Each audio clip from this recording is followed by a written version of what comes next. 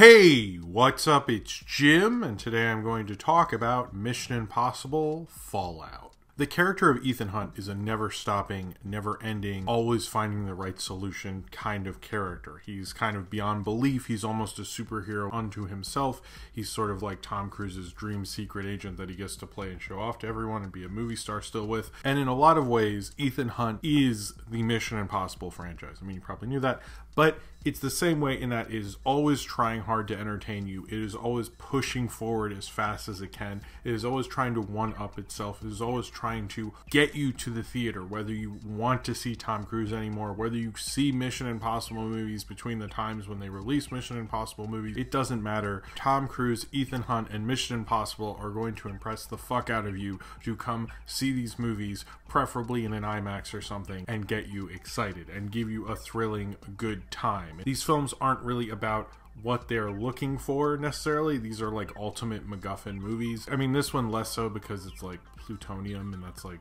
a thing that blows stuff up. But like in most of them, it's just like a rabbit's foot, a list of names, a bank account, like a thing you're like, I mean, they explained it, but I sort of don't care. I just want to see them go to the action things. And that's basically how all the Mission Impossible movies work. They're a propulsive engine to give you action sequences and to get you to care a little bit, enough to like get you on the edge of your seat. And these films started more as the Ethan Hunt show, then they became more about the team, and they would always have certain characters like Paula Patton and most of the team in Mission Impossible 3 and 2 who weren't Ving Rhames, or I guess Simon Pegg was in 3, so you cared about that team in the movie, but they would never carry over.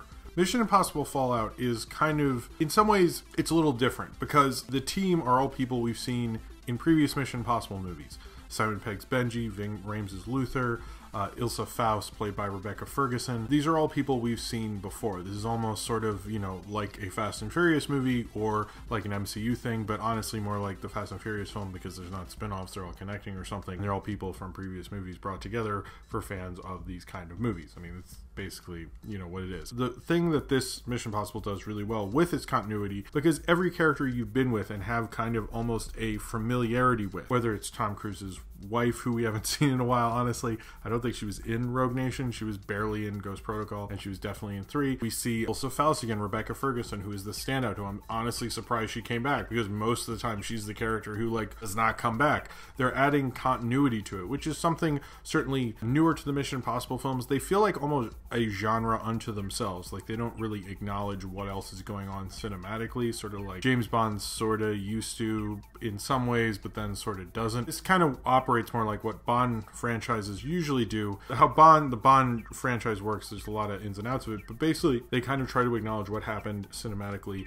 at least in big blockbusters, between one movie and the next movie. And the perfect example is Skyfall, which is obviously their answer sort of to The Dark Knight and Christopher Nolan. So Fallout is kind of like their way of going like, hey, continuity is a thing now, people really care about this shit. We do have some continuity with Luther and Benji, who we do keep bringing back. Let's like have our team just be the people you care about so you have a further connection to it. Now, there has been more of the TV show Mission Impossible, which was more of a team thing, since J.J. Abrams and Bad Robot came on, which I think was a positive move for the series. This would get really boring if it was just like Ethan Hunt running to stuff, even though it's still Ethan Hunt running to stuff, so maybe it's not that different. At certain points, I think, particularly in the end climax, when you know that not only, you know, Ethan Hunt could die, but like all these other characters you've seen through all these movies, particularly Ving Rhames' Luther, who's been here since the beginning, which is really cool that he keeps Ving Rhames around. I love Ving Rhames. I don't like Arby's that much, but I like Ving Rhames, so I don't know. This film runs so smoothly and effectively. Director Christopher McQuarrie, who directed the last Mission Impossible Rogue Nation and now is directing this one, Fallout, he's an interesting director in that he directed The Way of the Gun, which I actually saw in theaters. I'm sure nobody remembers that movie. I think I have it on DVD even, but then didn't direct anything until Jack Reacher with Tom Cruise, and now his last 3 films have all starred Tom Cruise. When he did Rogue Nation, I don't think it was like maybe the best directed, but it was impressively directed, considering he didn't had the experience with big films like that. This film has so much more confidence in the cinematography, to the action sequences, to the plotting. He is a writer-director, and the last 2 he's written and directed, which is kind of interesting. The others were just entities unto themselves, and this is really the first direct sequel. The direct sequel, I mean, I did watch Rogue Nation before I saw this, which was kind of the nice thing about seeing this a little later, because I knew to do that, but it wasn't like, I don't think there were huge plot points that you would have been lost, frankly, other than the one bad guy, but it's like I sort of remembered him anyway, so it wasn't a big deal. But Christopher McQuarrie now moves like you used to have with action movies, which is you have very seasoned studio directors meticulously and purposefully managing an action film, and it flowed so well, almost like smooth butter in an amazing restaurant or something. It's just like immaculate how well it moves. Immaculate to such a point that you might almost take it for granted. It's the kind of studio direction you'd see from John DeBont, or when he was good, John McTiernan, also when he was good. Those guys aren't guys who get a lot of auteur theory written about him or something, or aren't the big names certainly. But like if you look at their filmographies, you're like, oh wow, some of those sequences were absolutely stunning and amazing. Christopher McQuarrie has really moved on to that. He wrote The Usual Suspects, and now he's like become this like immaculately good action director in a way that like I think most directors nowadays who are good action directors almost like can't disappear into the movie and have this well organized, well-oiled machine the way Christopher McQuarrie does. You know, he's a studio director from a previous generation brought to us now. It feels like kind of the kind of direction you'd see in The Line of Fire or something of that nature. It feels like something Tom Cruise probably should have been in the 90s but wasn't, and that's how smooth and well organized it looks. And I love movies like that, but I will say that Christopher McQuarrie's direction, as much as smooth and as much as well flowing as it does and propulsive as it is, and how much it gets you into it because you immediately go, oh, this is an action thriller or something. This is a guy who knows what he's doing. You can see that all throughout Fallout. I will say you do take those films for granted, and I think Christopher McQuarrie doesn't move away from that. You know, I don't think this film is not as dark as the trailers make it out to be. It's kind of just set dressing. You know, people have said it the Dark Knight of Mission Impossible movies, which I think is just like throwing out a term or whatever. But like Mission Impossible Fallout, I don't think is really that. It's still like another great installment in the Mission Impossible franchise. I think McQuarrie, you know, I have like gotten mad at like something like Solo or something like Deadpool 2, or just feeling like another installment and not really doing anything interesting with it. And I think Mission Impossible Fallout kind of raises the stakes for the franchise while also feeling like another installment, but that's sort of part of the thing with spy movies. It's like doing a really well-oiled, well-done James Bond film, you know? When you're watching them and seeing it as a whole, it just looks like another piece in the puzzle, but almost gloriously so. You can hate a movie for one thing and like a movie almost for the same reason, which might not make a lot of sense to a lot of you who, you know, want to do like the this is this and that is that. Mission Impossible Fallout really goes for like just trying to be that like amazing action spectacle and not necessarily breaking the mold. It's kind of almost like playing in that jazz wave, like a subtle performance, which is honestly how Hollywood used to be. You'd see these actors who do the same role a million times, and maybe in that 10th film they'd really be commenting on something, playing it a little differently. But if you're able to really appreciate their filmography, you'd notice like those other 9 movies were each doing a subtle different thing with it. And I think that's one of the more awesome things about Mission Impossible Fallout with having a team, is he's able to highlight a supporting cast more than himself, and that almost makes him more interesting. It makes these movies more interesting, which he makes a lot of money on. So from Henry Cavill, who I love that Henry Cavill is Superman. Warner Brothers has been trying to make this guy a movie star, and the first time I actually really liked him in something was like the one time Tom Cruise got to work with him, which says a lot. In his Justice League destroying mustache and all its glory, I think he was really awesome, and the like arm cocking thing was cool. He plays as a great antagonist, kind of buddy cop antagonist throughout the film. I like the spin on like, oh, he's the new guy but becomes you know, more of the antagonist throughout. I thought was really good. In Henry Cavill, it's the first time I really got like, oh hey, this is why this guy's like a famous movie star, other than being Superman. I sort of get it. I would actually be more excited going into a Henry Cavill movie after this. Tom Cruise, I think, always really brings it with these films, between the stunts, which he's really become his own Buster Keaton, Jackie Chan, whomever at this point. It's really between the helicopter thing, which was really awe-inspiring and amazing, and cinematography was really beautiful in that sequence. There's almost a part in it like he understands it's crazy and Ethan Hunt is a little crazy and the film always questions him. He plays it as like he really doesn't know how he's going to get out of this. It's like he's understood more and more as these films have gone on, is that like it works better if he really is like, oh man, I don't know how I'm gonna do this, but I'll figure it out. He says that all throughout this film, but it does feel like when he's getting in a fight, like he's like, oh man, I'm gonna get punched, and I don't know if I'm gonna stop getting punched or I'm gonna punch them harder. Let's just hope this works out, which is kind of interesting. I notice he plays it more and more like that, particularly with McQuarrie, than any other director is able to really bring that out of him, which I think is cool. It's good to have doubt in your protagonist. He's able to ride that line between the Spielberg kind of like action sequence on action sequence on action sequence to like the James Bond like spectacleness of it. I like that they're able to blend all these different styles, because it's almost like the thing of Mission Impossible is having action sequence on action sequence on action sequence and then like two more. They're able to use all the different styles within that, but melding it into the Mission Impossible thing where it's not like calling it to mind. And I think Tom Cruise is able to like play Ethan Hunt in his own way in each different film. Between the two Christopher McQuarrie films, he's really kind of pushing this idea of this whole job has gotten hard on him, you know, that he has to do this in a certain way. And maybe in a Stardom way, he does have to do this. There's no way he can ever stop doing this, or people would probably stop paying attention to him, because like I didn't even review American Made or see it. I would like to one point, but he's not going out for these big crazy movies at this point. Mission Impossible is what keeps him culturally relevant, but he loves being a movie star, and I think Ethan Hunt loves being a secret agent, and he has to do that. And it's like one and the same more in this film than he's ever been in any of the previous Mission Impossible movies. Ving Rhames is probably given a bigger role than he's been in a while, like any of the movies since maybe the first one or something, and I thought he was really good. Him and Simon Pegg played off each other excellently well. I love seeing them together. Rebecca Ferguson continues to be beautiful and mysterious presence, and if like honestly it's like if they did do a spin-off of the Mission Impossible films, it would have to be her, because she's just like has such an amazing presence and you just gravitate towards her. Angela Bassett is awesome, just like doing her Angela Bassett thing is an awesome boss, but she's like a very welcome presence in this.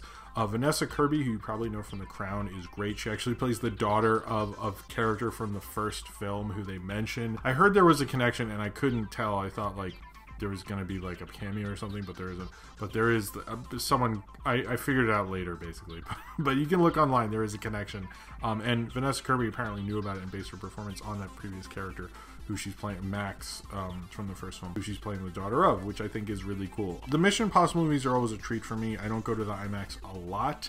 The last time was with my dad when we saw Infinity War, and I try to go for a movie that I know is going to be special, or basically is going to, you know, use the format really well. And I think this film lived up to that.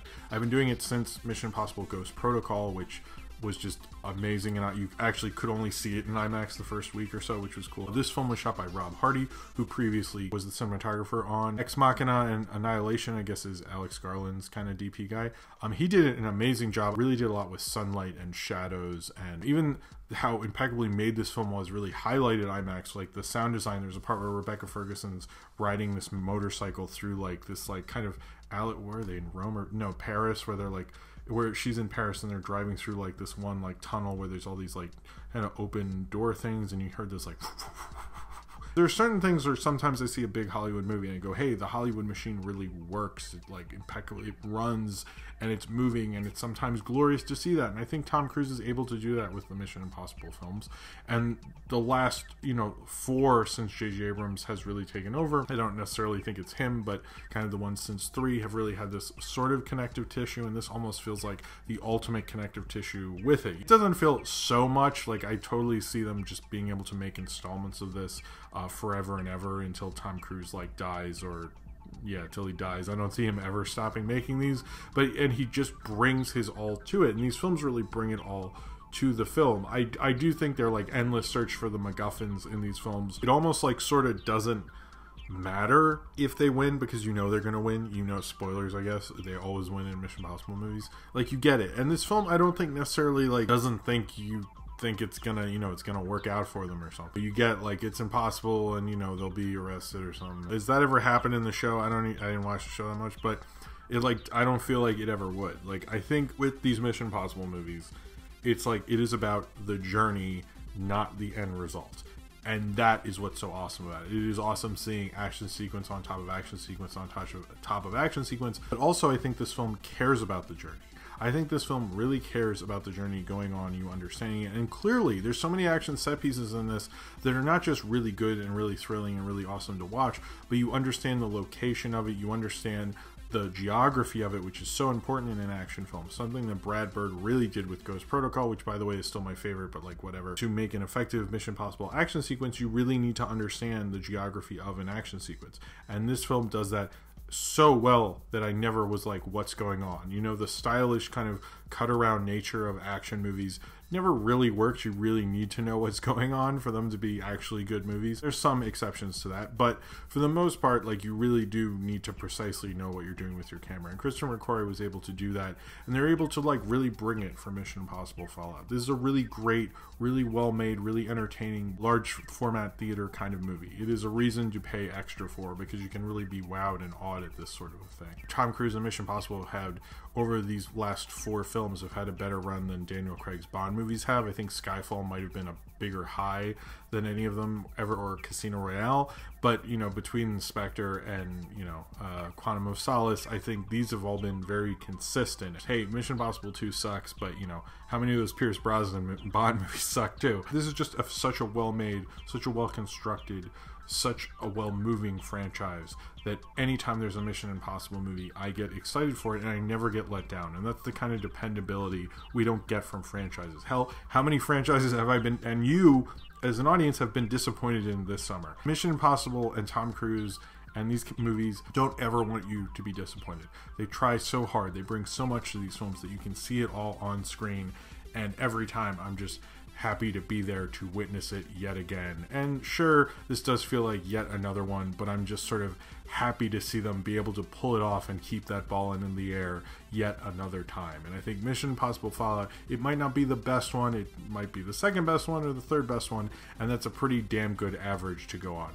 I think Mission Impossible Fallout is the kind of never-ending engine that is probably why people, and movie people especially, really respect Tom Cruise and what he's doing, because you can't deny that his impossible engine of constantly finding this MacGuffin that maybe it almost feels like he'll never completely solve, because he keeps going after these things even though you know he will solve it at the end of the movie, is an unstoppable, entertaining force, and you almost always have a good time watching Ethan Hunt go on another Mission Impossible. So if you have seen Mission Impossible Fallout and you would like to talk about it, then comment below in the comments and subscribe if you would like to.